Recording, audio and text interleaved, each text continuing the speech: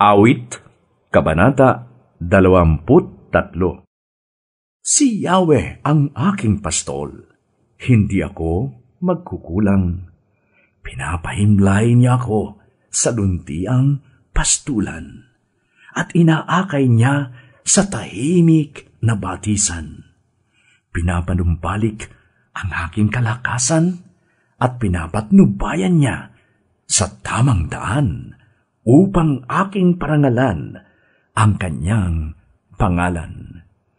Dumaan man ako sa madilim na libis ng kamatayan, wala akong katatakutan, pagkat ika'y aking kaagapay.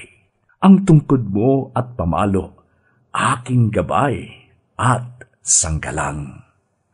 Ipinaghahanda mo ako ng salo-salo na nakikita pa nitong mga kalaban ko. Sa aking ulo, langis ay ibinubuhos. Sa aking saro, pagpapalay, lubos-lubos. Kabutihat pag-ibig mo sa akin di magkukulang. Siyang makakasama ko habang ako'y nabubuhay, at magpakilanmay sa bahay ni Yahweh mananahan.